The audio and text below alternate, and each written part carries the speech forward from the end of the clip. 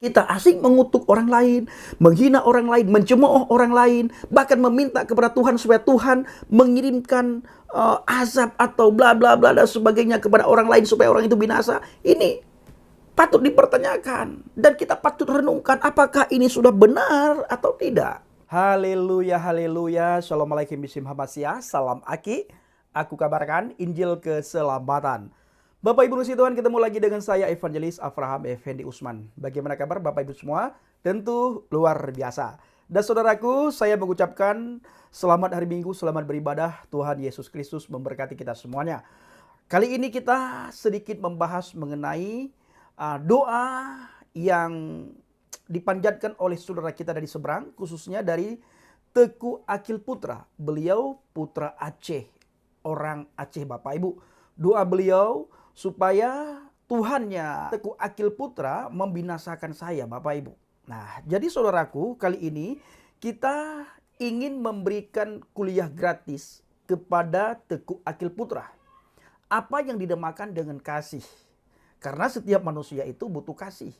Dan kasih yang sejati itu hanya bisa kita dapatkan di dalam pribadi Yesus Kristus. Di luar pribadi Yesus itu kasih yang semu, tidak permanen. Kasih yang permanen hanya didapatkan di dalam pribadi Yesus. Kenapa saya katakan kasih yang semu bila di luar Yesus? Nah, Bapak Ibu, saya ingin sedikit ceritakan kenapa di luar Yesus itu hanya ada kasih yang semu. Kalau kita berkelakuan baik, maka orang berkelakuan baik kepada kita. Kalau kita berbuat baik, orang baik sama kita. Kalau kita memberi buat orang lain pun memberi buat kita. Kalau kita memusuhi orang lain, secara otomatis hukum orang tersebut akan memusuhi kita. Jadi Bapak Ibu, itu kasih yang tidak permanen, kasih yang semu. Kasih di mana semua orang bisa lakukan. Tetapi kasih yang diajarkan oleh Alkitab, kasih yang diajarkan oleh firman Tuhan, ketika ada orang yang menghina kamu, kamu tidak boleh ikut membalas hinaan orang tersebut. Ketika ada orang yang memusuhi kamu, kamu tidak boleh ikut memusuhi orang tersebut. Bahkan ketika ada orang yang meminta kepada kamu, kamu harus memberi tanpa mengharapkan imbalan apa-apa dari orang yang kamu beri itu.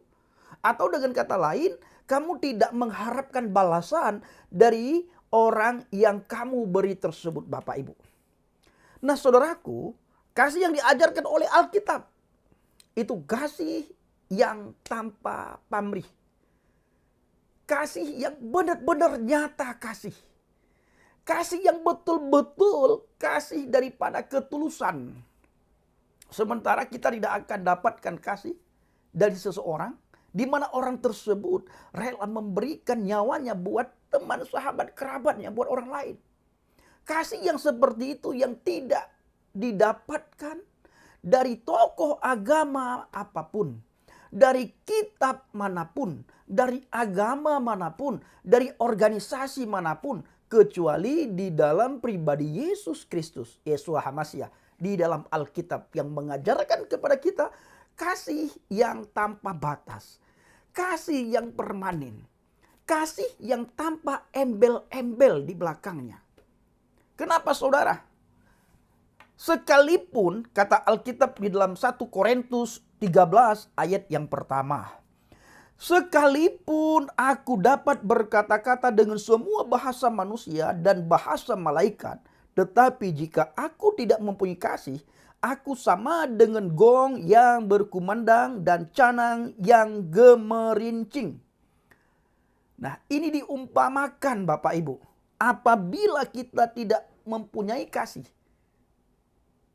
sekalipun kita bisa berkata-kata dengan semua bahasa manusia, semua bahasa malaikat, tetapi jika aku tidak mempunyai kasih, kalau kita tidak mempunyai kasih, maka kita sama dengan gong yang berkumandang dan canang yang gemerincing. Ayat yang kedua, sekalipun aku mempunyai karunia untuk membuat dan aku mengetahui segala rahasia dan memiliki seluruh pengetahuan, dan sekalipun aku memiliki iman yang sempurna dan memindahkan gunung, tetapi jika aku tidak mempunyai kasih, aku sama sekali tidak berguna. Bapak Ibu, sekalipun kita berkata agama kita adalah agama yang paling sempurna, Agama kita agama yang paling diridhoi oleh Tuhan. Agama kita adalah agama yang paling hebat. Agama kita adalah agama yang paling baik. Tetapi apabila kita tidak mempunyai kasih, orang tidak akan menganggap dan orang tidak akan melihat hal itu. Kita bisa melakukan apapun. Bisa menyembuhkan banyak orang. Kita bisa berjalan di atas air. Kita bisa memindahkan gunung. Kita bisa melakukan hal-hal spektakuler. Bila kita tidak mempunyai kasih, itu sama saja bohong, saudara. Ya, itu sama saja bohong, Bapak Ibu. Tidak berguna. Dan tentunya kita akan dijauhi oleh orang lain, dan di belakang kita orang akan mencibir kita. Nah, maka baru kita bisa dapatkan kasih yang sempurna, kasih yang permanen bila kita tinggal di dalam firman Tuhan. Karena firman Tuhan itu yang akan memperbaharui tingkah laku kita. Firman itu yang akan memperbaharui budi pekerti kita. Firman nantinya yang akan mengajarkan kita. Dan firman tentunya nanti yang akan memberikan kemampuan kepada kita bagaimana kita berkelakuan. Seperti kata firman Tuhan. Mengedepankan kasih dan menghidupkan kasih. Sehingga orang-orang di luar sana yang melihat kita, mereka melihat kasih Tuhan yang ada pada kita. Sehingga mereka akan berkata, luar biasa Tuhannya dia. Luar biasa agama dia. Luar biasa kitab suci dia. Luar biasa iman percayanya dia. Tapi bila kasih itu tidak ada, orang akan mencibir kita. Bahkan orang akan menghina agama dan orang akan menghina Tuhan kita. Nah, ini khususnya video ini untuk teman-teman kita yang selalu menghina, mengolok-olok iman kekristenan. Bahkan yang coba-coba untuk berdoa kepada Tuhan supaya para murtadin khususnya Evangelis Avraham Effendi Usman dibinasakan oleh Tuhan. Tidak boleh kita seperti itu. Tuhan itu penuh dengan kasih. Tuhan itu identik dengan kasih dan pengampunan. Ar-Rahman dan Rahim. Bila kita kenal Tuhan, maka kita juga harus mengenal sifat-sifat Tuhan yang penuh dengan kasih dan pengampunan. Maka saya sering katakan, Tuhan yang sejati tidak akan rela namanya dipakai untuk hal-hal yang tidak baik. Namanya dipakai untuk hal-hal yang membuat mudarat orang lain.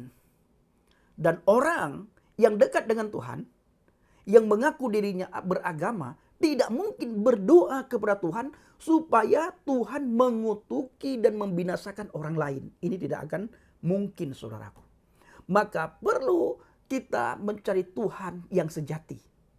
Iman yang sejati, kepercayaan yang sejati, Alkitab yang sejati.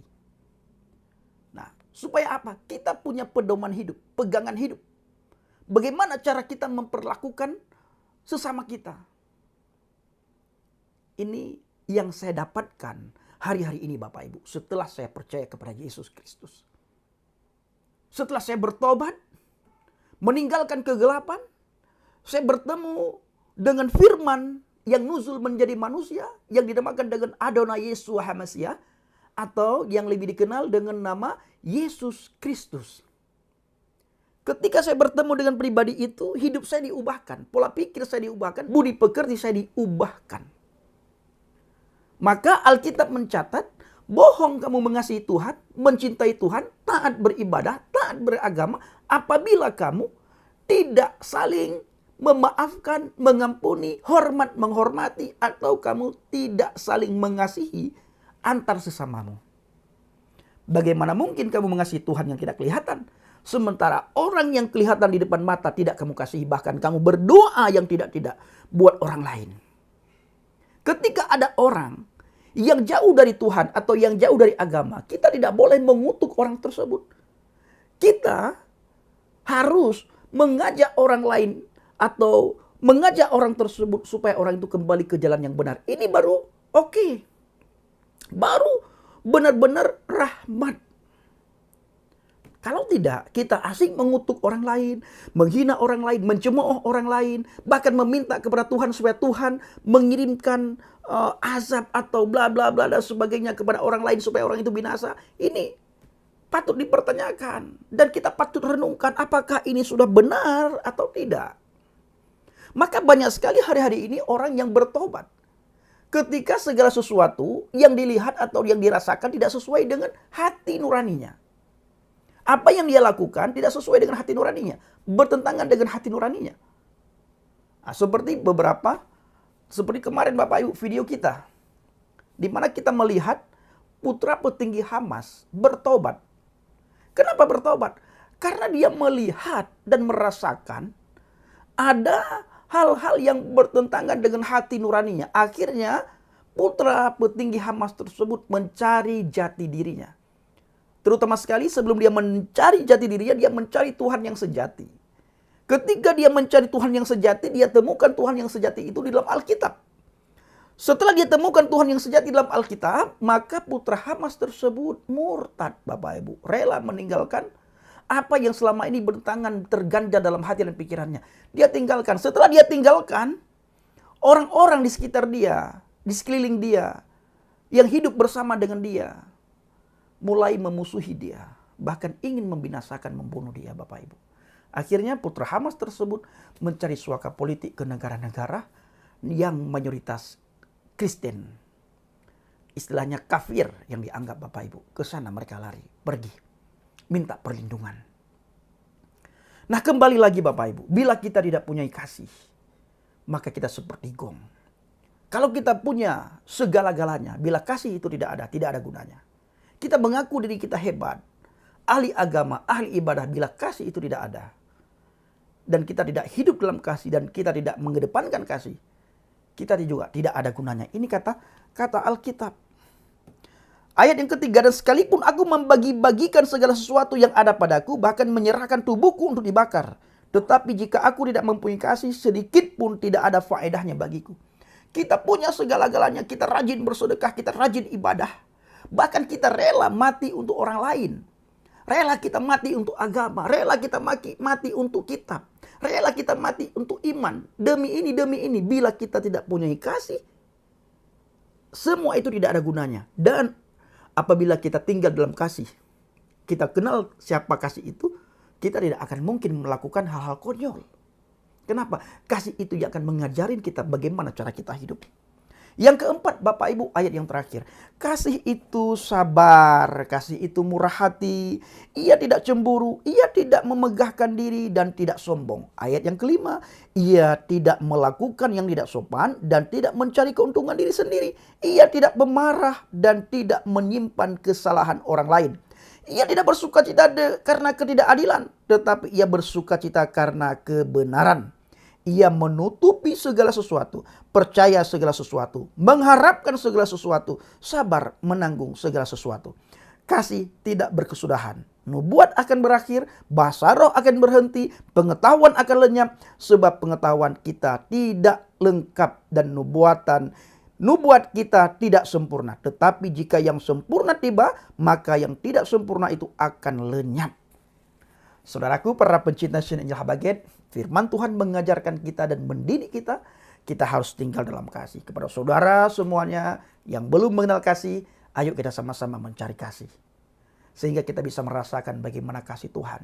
Kasih pasti lemah lembut. Kasih pasti memaafkan. Kasih pasti murah hati. Kasih-Mu Tuhan. Ajarilah kami ini saling mengasihi. Ajarilah kami ini saling mengampuni. Ajarilah kami ini kasih-Mu ya Tuhan. Kasih-Mu kudus tiada batasnya. Haleluya. Kasih pasti lemah lembut. Kasih pasti memaafkan. Kasih pasti murah hati. Kasih-Mu Tuhan. Kiranya video singkat ini menjadi berkat bagi kita semuanya dan khususnya kepada Teguh Akil Putra. Ayo renungkan kuliah singkat dari saya pada kesempatan kali ini. Kiranya saudara semua mendapatkan berkat dari Tuhan, yaitu mengenal Dia sebagai Elohim, sebagai juru selamat saudara. Terima kasih. Assalamualaikum bisim Mamasyah. Salam Aki. Aku kabarkan Injil keselamatan. Bapak Yahweh bisim Adonai Yesus Hamasyah. Ruach Kodes memberkati kita semua. Haleluya. Amin. Salam murtadin. Saya mengucapkan terima kasih kepada Bapak Ibu yang selalu mendukung pelayanan Habaget, baik melalui doa, dana, motivasi maupun support saudara. Terus dalam doa dan bawa Habaget dalam doa syafaat. Saudara, beberapa hari ke depan kita adakan seminar Islamologi Bapak Ibu. Dukung dalam doa dan bawa Habaget dalam doa syafaat saudara. Terima kasih.